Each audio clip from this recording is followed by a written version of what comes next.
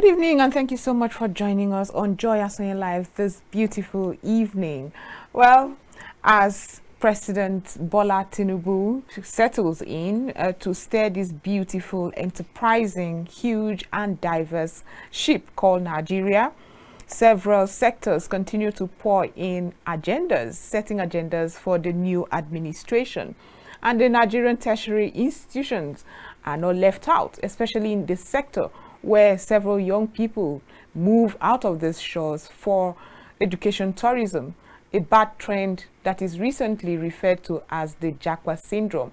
What is indeed necessary to get the reforms necessary to get us that development or the kind of education sector that will keep our young people here and churn out the kind of graduates we would be proud of? That's what we'll be discussing on today's edition of the program. And to discuss all of this is Comrade Obaji Uchenna. Comrade Obaji Uchenna Marshal. He's the President, National Association of University Students, NAHUS. I hope I got your name right. Yeah, okay? Right. For a minute there, I just didn't want to get it wrong. Thank you so much for being part of the program. Yeah, it's my pleasure. It's wonderful to have you. We'll go for a very short break and then return to discuss in-depthly. We'll be right back.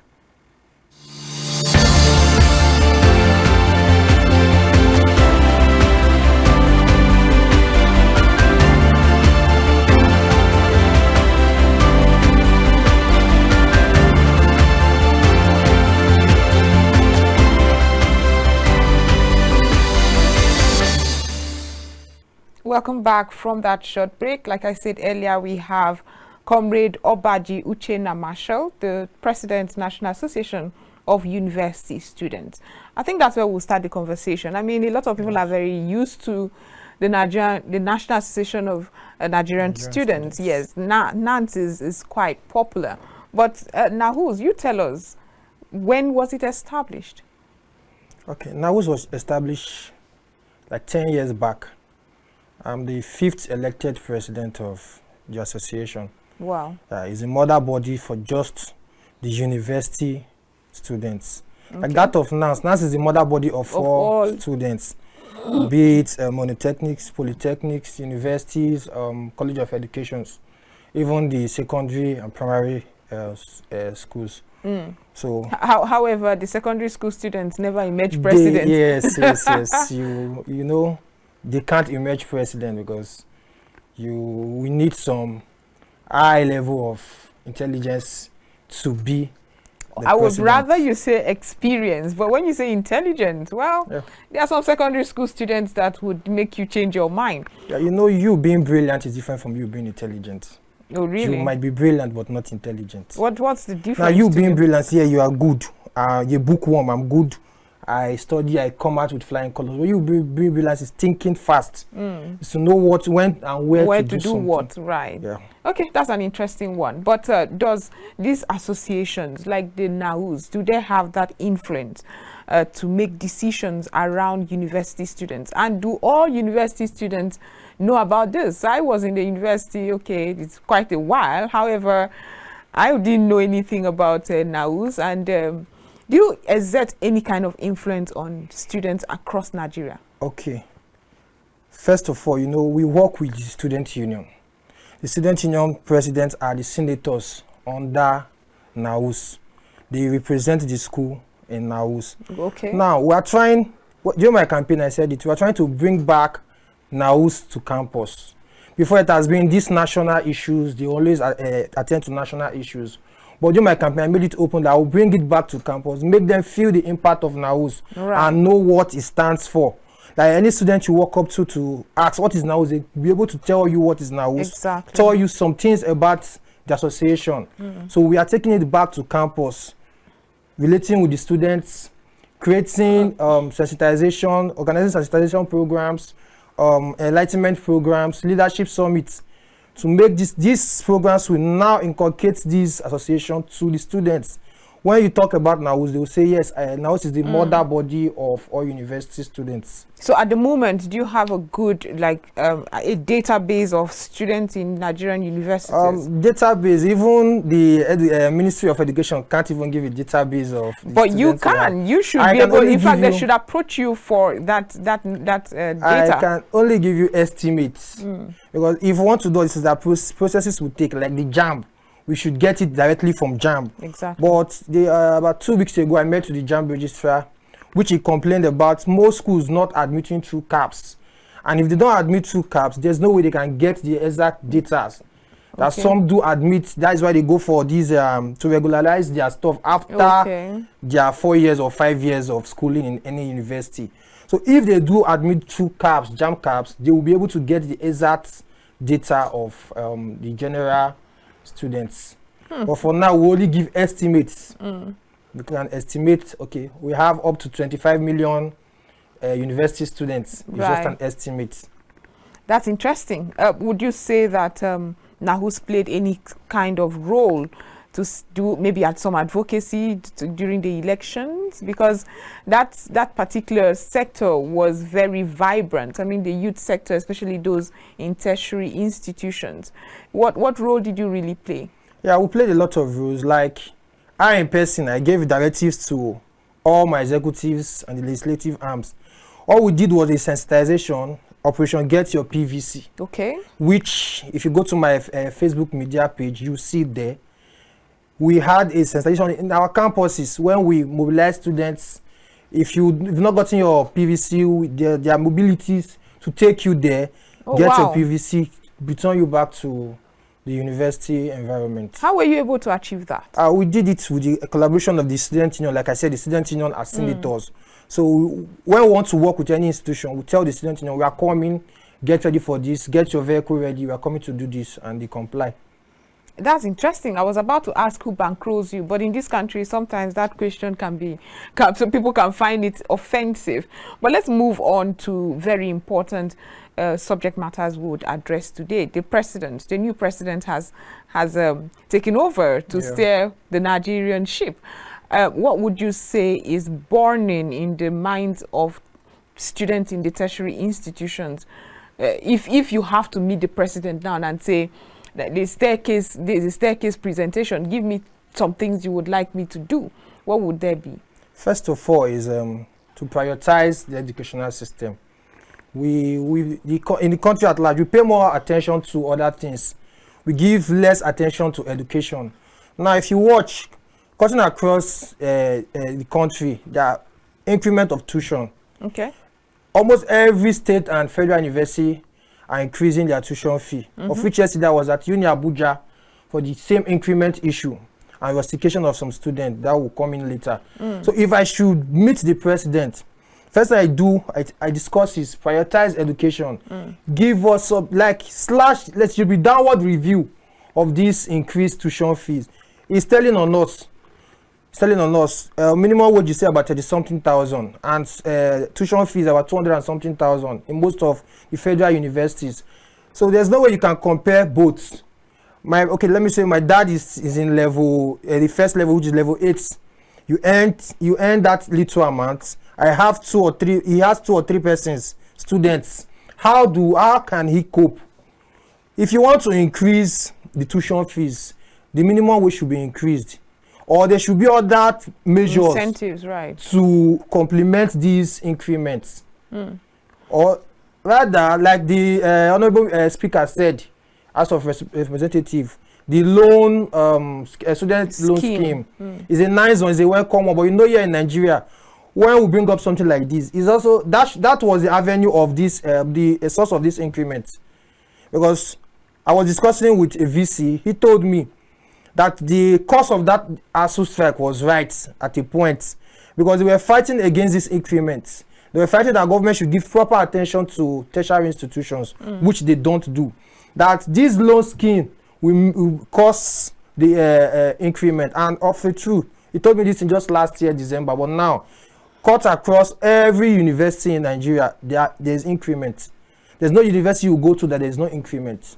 There's also a school of thought that believe that Nigerians pay the least in their tertiary fees, and we are here talking about a better research and evaluation and development rather in the sector where young people can be more vibrant. There should be facilities and equipment and all of that, a better class, welfare for the lecturers and all of that. However, it's too low, and then if you want the quality education that we want, that we are praying for, we should increase. The school of thought that believe that. What's your response to that? If we're getting this equipment, like my first degree, I did computer science. For a day, I never went to any lab to test run any program. It was just a normal computer based. We supposed to have a standard lab that people can come test run your programs, but we don't have. Or right. Just normal computer. You have QBasics, you have Python, you have JavaScript. All you do is just type. No proper lab, no proper equipped labs. So if we have these things in place, paying the tuition fee compared to other advanced countries. Now, those advanced countries, they have their educational system is standard compared to us. We are just coming up. We don't even have what it takes. So if these things are being put in place, like what ASO has been saying, pay more attention to schools, give those intervention funds for we to get what we actually desire. Right. So now, if all those things are in place, paying the tuition fee, you will be happy paying it, because I know when you are properly inclined in what you study, there are fields that you can work. Even while studying, there are fields, there are companies that will take you. Right. Because here in Nigeria, our curriculum is behind.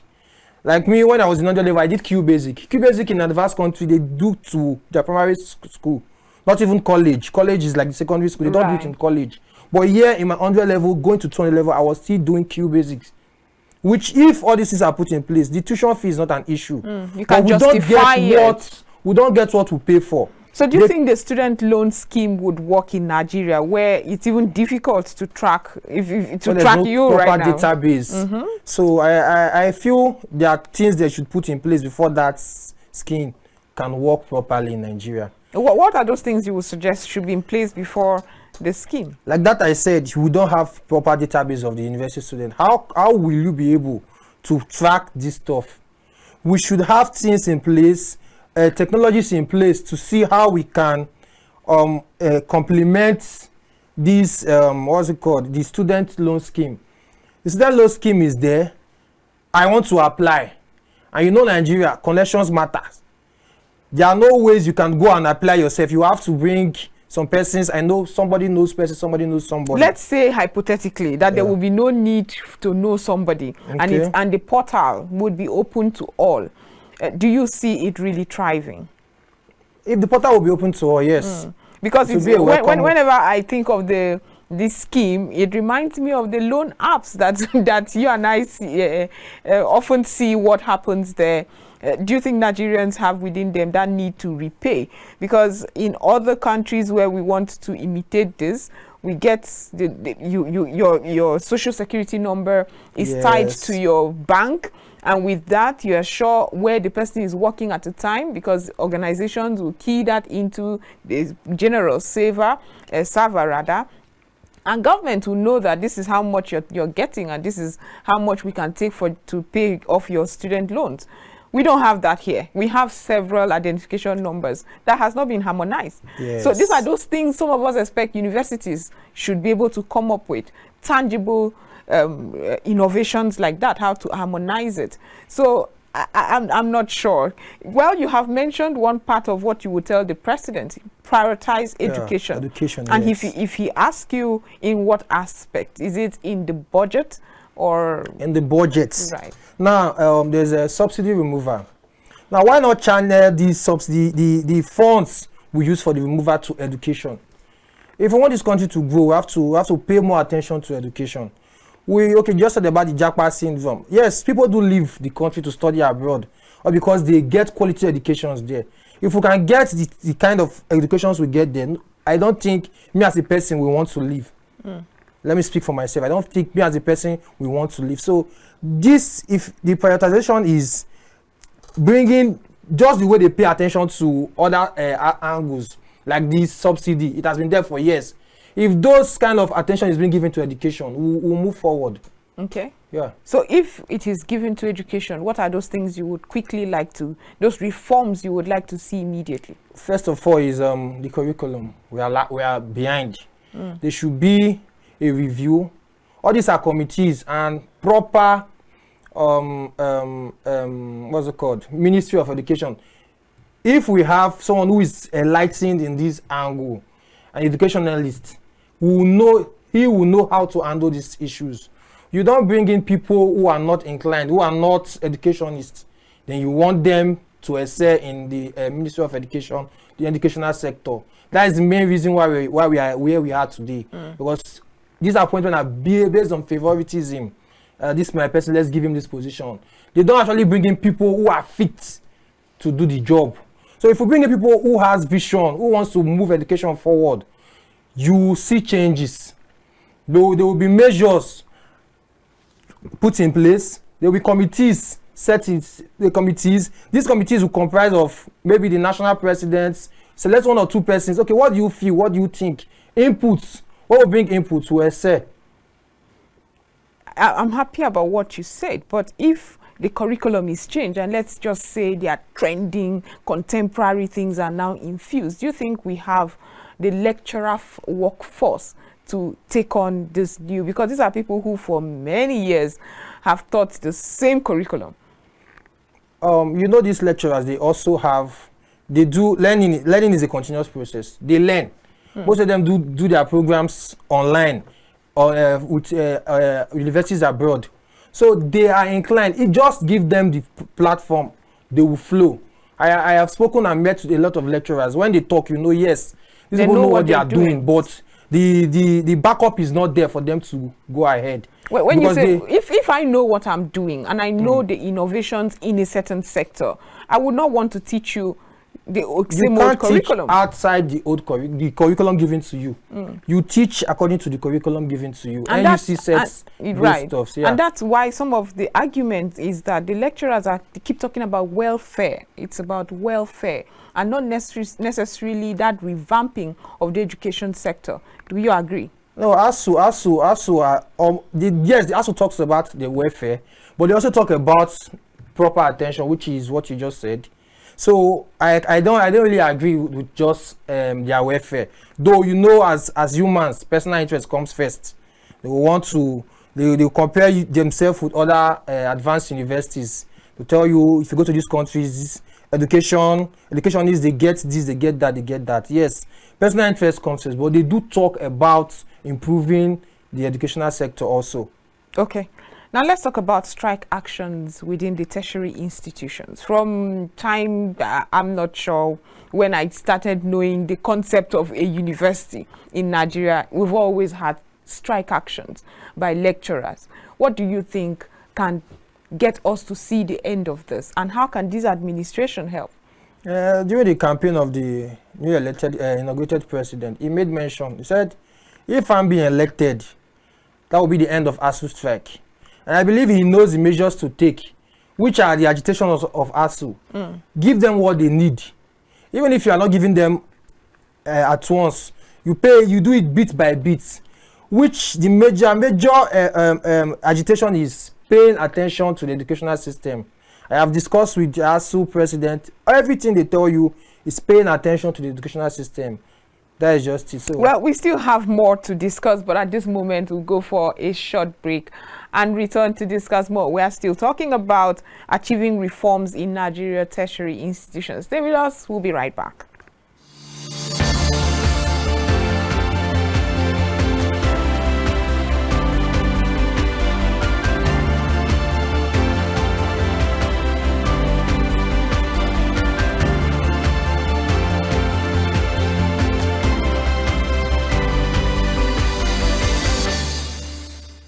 Welcome back from that short break. We're still discussing achieving reforms in Nigeria tertiary institutions, especially as there is a new administration on board. And we've been discussing with Comrade Obaji Uchenna Marshal, the President, National Association of University Students. We had taken the conversation to tuition, where you were talking about the increment, and we also spoke about the Japa syndrome, but I would like us to go back there. Does it concern you as the NAU's president that your counterparts are leaving the country for education tourism? It concerns me a lot. Let's take this issue of Sudan as an instance. You saw what happened. If not for the situation of things in the country and the educational system, those students, because we are the ones who agitated for them to be brought evacuated from Sudan down to Nigeria. We were on it, we did press release and the rest. If not for the situation of things in the country, they will not have that reason to go to Sudan for study. If we have an enabling environment, a very nice, suitable educational system, these things will not be happening. They are work and study abroad. We don't have it in Nigeria. Some universities, they do try to bring up that work and study, but the pay is so little. And you know they pay monthly. Sometimes you get 15,000 a month. When your tuition fee is above 150,000, how many months will you work? You do other things. You buy and that, you feed from it. You take care of yourself. So how many months will you work for you to be able to raise that tuition fee? So most of them, they prefer going there, work, study, because you know your pay will amount to something for you to be able to cater for yourself and pay your tuition fee. Right. But do you think the Nigeria education system even gives you a breather? It's like, I mean, when I was in the university, it's very choked up. I mean, it's like you have to attend lectures back to back. There were assignments, there were projects. There was so much to do. Do you think we can achieve that in Nigeria with the choking with the workload? reform? We can achieve it. Pay more attention to that curriculum, just like I said. If you reform it, advance that curriculum, give it a proper and needed attention. You see, when you go to classes, like before I came to university, we do watch Nollywood movie. You go to one class and you are done for the day. But it was the other way when I went to school. I do close from classes around 5. Back to back, and I agree with you. One of my colleagues is aware. I do spend the night in the class just for me to get a seat just to sit and listen to the lecturer. It's bringing back memories for me. I remember. So I spend the night. I go back. I come to school maybe 7:00 p.m. I go back 5 p.m. the next day. So all these things, the curriculum matters a lot. Give us space. Give us a breathing space. You don't compare. If you compare the other advanced countries, not even advanced, our neighboring countries are not advanced than us. If you compare our curriculum to them, you see that they have breathing space. They have a flexible curriculum, but ours is just too choked up, and not like there's any. It's not even the curriculum is not even up to theirs, but theirs is flexible. Ours is just being choked up with nothing at the end to achieve. To be honest, you seem really dispassionate about what's going on. But let's talk about marrying in innovations, technology in teaching. Is it one of the things you would like to see in your reforms that you're advocating for? Yeah, it's one of the things. You know, technology enhances a friendly environment for learning. Like that of my institution, then we came up with electronic board, this, that. But you know, Nigeria will lack maintenance culture. It didn't last the test of time. But all these things will actually help. Like that of the COVID-19. You saw how we are battling just to do these visual classes. If these things were in place before now, we will not have that constraint. Because most schools were opting for that visual. Most schools are saying, no, we don't have what it takes to go for virtual classes. Wow. And for those, your counterparts that keep leaving the country, we understand, I know how much they pay in tuition abroad. First of all, you are saying that Nigeria should not increase tuition here, but we are ready to pay that much abroad. It means we do have the money. If increasing the tuition in Nigeria will bring these reforms and these little changes in having a contemporary, a more innovative classroom, would you advocate for it? Yes, like I said earlier, I would advocate for it. Now, those persons going abroad, you are sure of getting a job, work, study, and after your study, you are sure of getting a job there if you want to reside there. You are very sure of that. But in Nigeria, after your BSc or your first degree, you still want to go back to school because there's nothing for you to do. That's why you see us just keep going back. We'll go back, we'll do first degree, we'll go back, do second degree, go for masters, go for PhD. We are among those who has higher qualification because there's nothing to do. We just keep going back to school. just to get degrees that will not be used. Sorry to say that. Well, it's apologies to all of us, really, because it's really disheartening to see a young person like you talk about the situation, you know, the way it is. However, let's still go back to this Japa syndrome. Is it something Nahus has taken upon themselves to maybe advocate against? Because, I mean, if everybody leaves the shores of the country, that's skills that we are exporting out of this country. Does it concern you really? And do you do anything about it? Yeah, it concerns us a lot. We're supposed to have National Student Confab, where we'll come together, we'll have delegates from every universities. We'll come, we'll bring out solutions. How do you think we can solve these issues? How do you think we can resolve this? This Japa syndrome is one of them, and other issues. We're supposed to have it on the 25th of May, just last week, Thursday. But because of the presidential inauguration and the situation of the security in Abuja, we're supposed to have it in Abuja. We wanted a situation where we'll have that confab, outline every issues, bring out, suggest solutions. We provide solutions to them, not just bringing out issues. Then officially hand it over to the elected president to take into consideration. And it will come up maybe ending of June or first week of July. So we have a confab, have our discussions, provide solutions to the issues on how we can tackle these little issues that are not just little.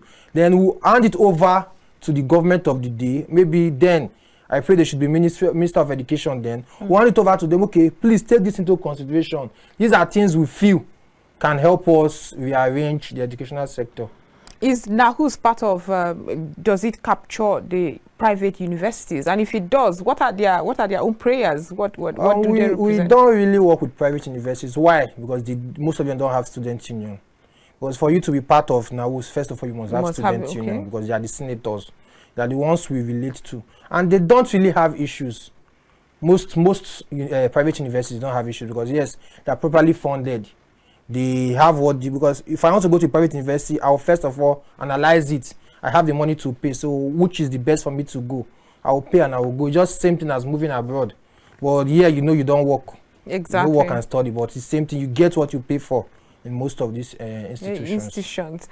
Now the president is, as we speak, probably cracking his head as to who should man what, who should handle what sector or what ministry. If you have to give us, not a name, if you have a name, it would be wonderful, but if you have to give us the kind of attributes, this person who would handle this education sector, what would those attributes be? Yeah, first of all, the person should be a lover of education. Have what it takes to lead the educational sector system of this country. Was giving you that I'm just being specific about education because that is my field. Of course. So I'm just in Ministry of Education. So there are a lot of things, attributes we need for them. Let the person first of all be a lover of education. Someone who is well enlightened about education. Someone who has gone far and wide. That has consulted and okay, these are things we should put in place for a proper educational sector. So these are few, but I don't have anybody to mention because I'm not a politician. And you have not looked at anybody with these attributes. The current JAMB registrar is a good one. You have seen the innovations he brought just within the months of service. So I feel is a good one. Is one person I feel should be given a chance because I so much love him. I follow him up. If you watch, there was no JAMB cabs before he brought that JAMB cabs. Right. Why? What was the reason for that JAMB cabs? Most universities don't admit based on merit. Now, you must admit through the JAMB cards. They will know if this person merited it or not. It's not longer that era of, okay, let me give to my person, let me give to my person. So if they should adhere to that, every university should adhere to admitting through that JAMB caps. Yes. To go along I had with a conversation with somebody talking about the JAMB caps. And I said, okay, yes, so what? We have several institutions like that you can actually trace to see that this person merits it or not and all that. But implementation has been a big problem Nigeria has. Do you think it will be properly implemented? Do you think we are overwhelmed? We have the time to go check and all of that? Like that of that JAMB, they do implement. But the only issues they have is most of the school complying to it. Most schools will tell you, we first of all admit in our portal before we catchment go area. admit. Yes. So those are the issue, because I was there. They complained this same jam caps issue to me, that most schools they don't want to comply to these little instructions. But if we can bring such person to the Ministry of Education, you know, this Ministry of Education, they don't just give you, it's not plead, it's an instruction. Right. And if they give you the instruction, you must follow it through the NUC or the other body. So I feel the prof is okay for the job if he will be considered. Right. And well, I cut you short when you're talking about attributes. Do you think we have people necessary? You know, when we're talking about appointments and setting up a cabinet, often there are very primordial things that are considered. He's a party man, and all of that. Looking at the president and all the promises he has made so far, is that something you think he will follow through? He's a party man, he's from a certain region, and that's why we consider him, and all those other sentiments. I don't really know if we follow, but from my own end, we're planning on the press conference. Right. When we will address and plead with him for that educational sector, please, it should be someone who is worth it. They should know, it should not be about party, support, favoritism, and the rest. For that sector alone, because this sector speaks a lot about this country. That the country will move forward, the education sector will tell about that. Anything good coming out of the country depends on that educational sector. Doesn't really mean the universities alone, polytechnics and the rest, they are under educational sector, and those innovative institutions. So I will organizing a press conference where we will talk, give our own little suggestions, and plead that just this Ministry of Education should be considered based on merit and not just that. If people listening to you right now, I'm sure my viewers are wondering, just that's selfish to say, just the education sector should be given that preference. I should talk more about my own constituency. But at least have pity on the other sectors. You know, it's politics. You can't bring it into other sectors. Other persons that are into that sector should bring it up. You can't have all. Let me fight for the little one I feel. That yes, you feel it, the one that concern, the one will concern you, yes. Basically. Now let's go to the vices that are often associated with Nigerian universities: drugs, cultism, violence, and all of this. How is NAUS going to bring these people together and make them focus on what they can do to develop self and not engage in vices? Okay, back then when I was in undergraduate, I did a program, a sensitization program against the social vices, where I partnered with then my institution, the health sector of my institution, the health center. We had this sensitization, sensitize the students, and we gave some strict instructions, which yes, for you to achieve something, you have to take some strict measures. Strict instructions? Yes, which we said, you coming to school, you have to be tested for drugs. This will bring fear into you as a student. Oh no, please, I don't, because most of them, their parents are not aware they are into all this stuff. I don't want to be tested positive, then they will report back to my parents. You will want to draw back. Right. So as the national body now, I can still collaborate with the Ministry of Health to do same thing. Though we do it in our little capacity, and when there is the minister is in place, we will relate with him. And also for these other social vices. But let's still, we would get to the other social vices. But let's talk about this drug. Are you recommending every time the student comes back from home, they get a drug test before admittance into the university? Is that the kind of, you know, first of all, just get me into the intricacies of what you're. First of all, you know, these things are peer pressure. Let me act like my colleague. I'm in university. Let me do like this person, let me do like this person. So first of all, we should go back to our home. The parents has a lot to do in educating them.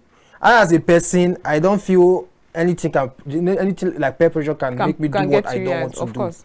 I have never tested. Why do you think you got there? How did you get this moral standard? It was from the upbringing, my parents and other persons around me. I have never tested any of these stuffs. I can still not test it because it's not part of me. I see people doing it, but I don't feel that makes you a big boy. That makes you feel among or something. So I feel our parents has a lot of role to play there. Do your best, Then the counseling units in the universities, tertiary institutions, when coming in, the counseling unit should do a lot of job. Counseling the students, letting them know the dangers, making them not to feel this pressure of make I follow my person. Let me act like this person, now big boy, now this. So the parents, the counseling unit, and also those student association, both on campus and off campus. If we can intense this sensitization, keep doing it over and over, I feel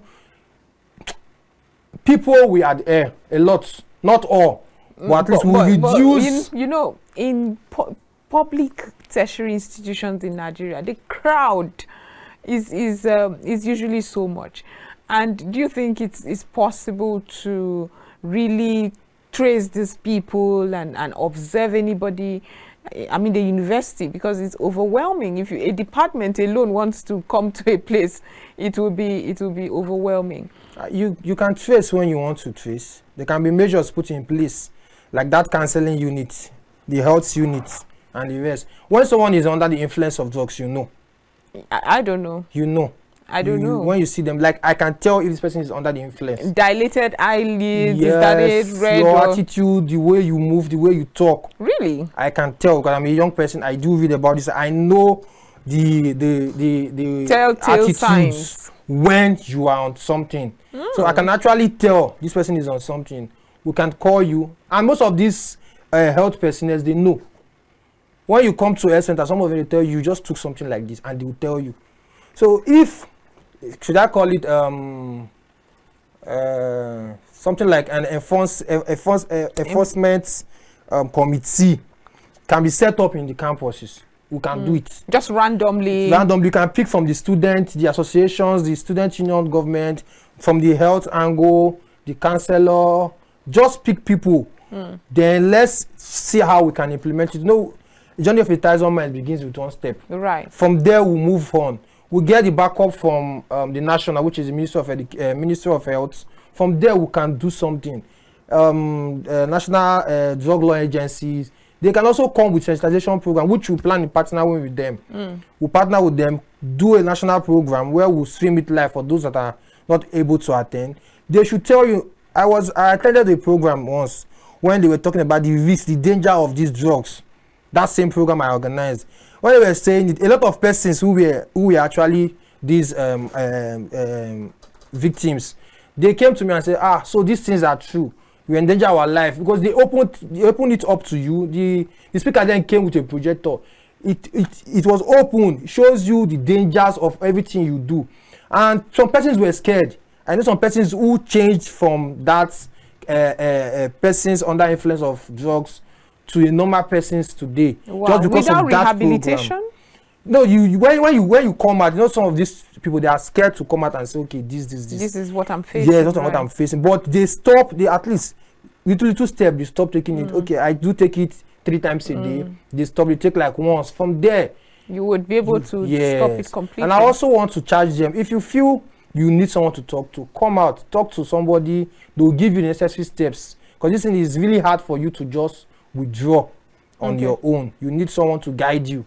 Comrade Marshal, we don't have a lot of time, but I'd like us to go to the cultism. I'm happy you are doing something about the drug abuse within that constituency of young people. However, let's go to this menace called cultism. I remember a parent I was talking to the other day whose son just turned 16, or the son is 16 and got admission into the university. She was really afraid. Not because the child was too young, but because would he be susceptible to the many vices we hear about in public universities? These days, it's been long I heard about cultism in our campuses, to be honest. It's been very long. Apart from that of Uniben, it was suspected case of cultism. There's no. I don't want to mention names, but I've been reading about a lot, really. Suspected case of cultism. Compared to then when we were younger, you know, when you get to school, you see cultists chasing running after you, wanting you to be with them, wanting you to. Well, at least I've been to many institutions. I've never gotten complaints of recent time. Though, like I said, there are sensitization programs. We'll see how we can enforce it. If it requires bringing in security agencies, we'll do it. because we need to actually address it.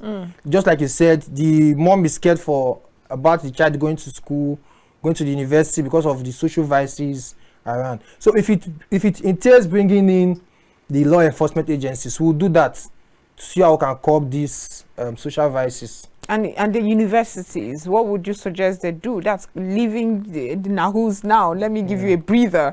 What would you suggest the VCs of these universities enact in schools? You must have traveled a lot in universities and seen maybe dynamic or peculiar things that would be in place just to curb some of these vices in the universities. You know, every school, they all have their different... peculiar challenges. So I feel, first of all, the mood of dressing matters a lot. The curriculum, like I said, a course should be brought in place that you just come to class, you learn about it all through your year, 100 level, 200 level, 400 level. Just, I don't know the title of that course, but it should be focused on social vices, because we should hear things about it every day. It matters a lot. Not just this sensitization, not just this counselors seminars coming to. Right. There should be a course for that. That every day you come to school, maybe twice in a week, once in a week, the lecturer will come, teach you people about it. You hearing these things over and over again, you absorb it, and you work on yourself. Okay, so for parents who, like I said, I met one who was afraid, who is scared, and for people, I'm not sure how to call them. When you're a president, others are subjects, right? Yeah. For other university students listening to you right now, what's your parting words to them today? First of all, shun social vices. Know the reason why you are there. Get a good grade, because most times people do say, I graduated so years, how many years ago, there's no job, there's no this. And I have one mentality, I have one thinking. I feel if you have a good grade, there's no way you will not get something doing. Even if it's a little stuff, you will get something doing. So we should know why we are in school. We should leave this peer pressure, influence. We are not just in school for parties, this and that. Know why you are in school, follow up, and you actually come out in flying colors, and one day you become leaders just like the people you look up to. Exactly. If you watch our leaders, the way they were in school, they were not like us. The more we grow, the more these social vices gets too rampant. Because this issue of drug abuse, if you watch now, is just common. It feels like a normal thing, which me personally, I'm totally against that.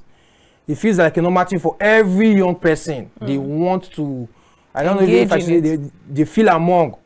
If I don't do this thing, you're not a big boy, you're not this, you're not that. Okay. Well, we've been discussing with Comrade Obaji Uchenna Marshal, the President, National Association of University Students. We've been discussing achieving reforms in Nigeria tertiary institutions. I must thank you for being part of the program. Thank you very much. One long hour just flew away so fast. Thank you. Welcome. This is where we'll draw the curtains on Joy ASONYE Live. Today, we'll be back tomorrow as usual with so much more to discuss, especially on Nigeria's issues. Have a wonderful evening.